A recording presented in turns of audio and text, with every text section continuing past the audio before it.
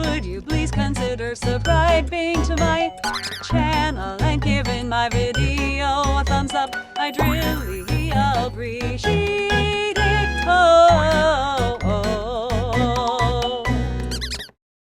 Once upon a time, in a small village surrounded by tall, green trees and sparkling rivers, there lived a curious little boy named Oliver. Oliver was 6 years old, with bright blue eyes and a smile that could light up the room.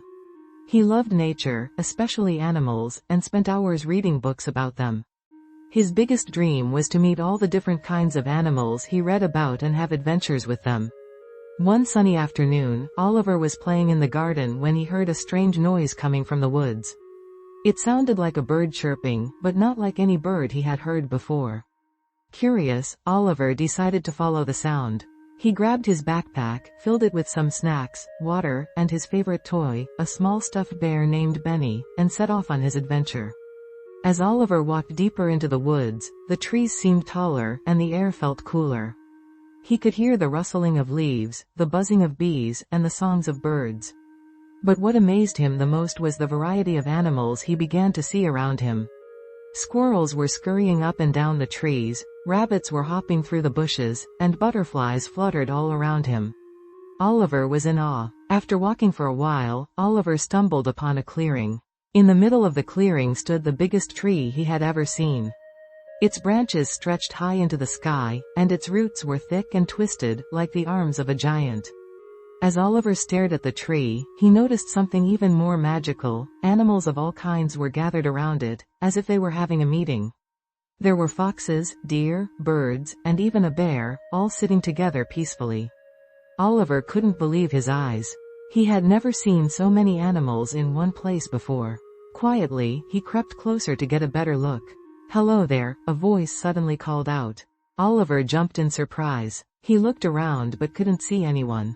Then, he realized the voice was coming from the bear. "Don't be afraid," the bear said in a kind, gentle voice.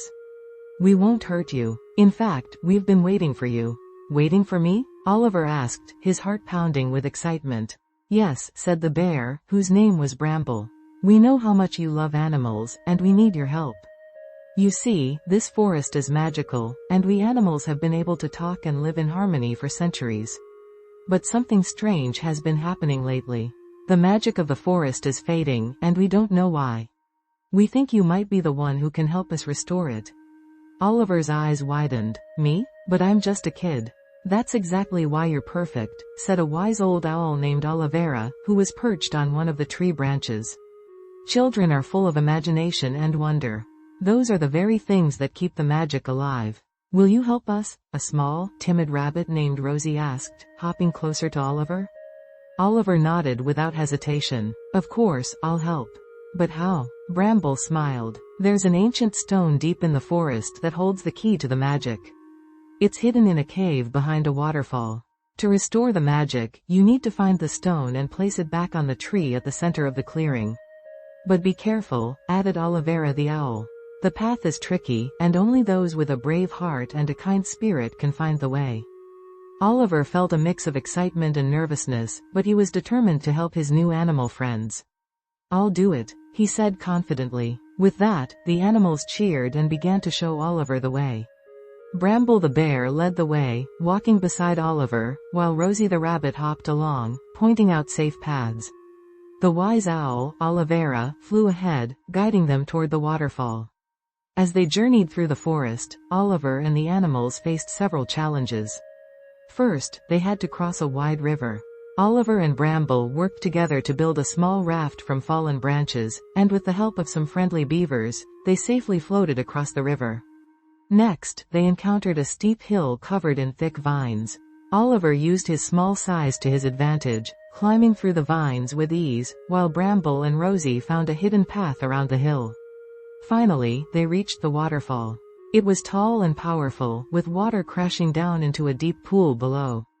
Behind the waterfall, they could see the entrance to the cave, but there was no way to reach it by walking.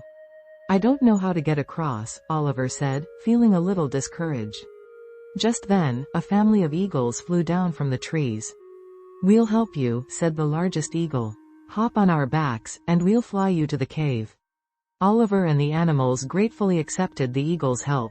With strong wings, the eagles carried them safely to the cave entrance. Inside the cave, the walls glittered with crystals, and at the very end of the cave, Oliver saw the ancient stone glowing faintly. With great care, Oliver picked up the stone. It was smooth and warm, pulsing with a gentle light.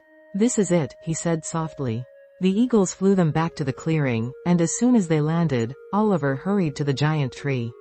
He climbed up the thick roots and placed the stone in a small, carved-out space in the trunk. The moment the stone touched the tree, a brilliant light filled the clearing. The tree began to glow, and the animals cheered as the magic returned to the forest. The trees looked greener, the flowers bloomed brighter, and the air was filled with the sweet songs of birds. "You did it, Oliver," Bramble said, hugging him tightly. Rosie the rabbit bounced up and down with joy. "The magic is back. Thank you, Oliver." Oliver smiled, feeling proud and happy. "I couldn't have done it without all of you." The wise owl, Olivera, flew down and perched on Oliver's shoulder.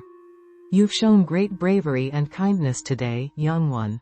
The forest will never forget your help." As the sun began to set, casting a golden glow over the magical forest, Oliver realized it was time to head home.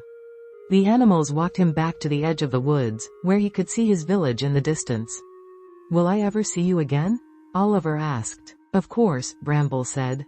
"The magic is strong now, and as long as you remember this adventure, we'll always be here." With one last wave, Oliver headed home, his heart full of joy. He knew that even though the adventure had ended, the magic of the forest and the animals would stay with him forever. And from that day on, Oliver visited the forest often, always excited for the next adventure that awaited him and his magical animal friends. The end.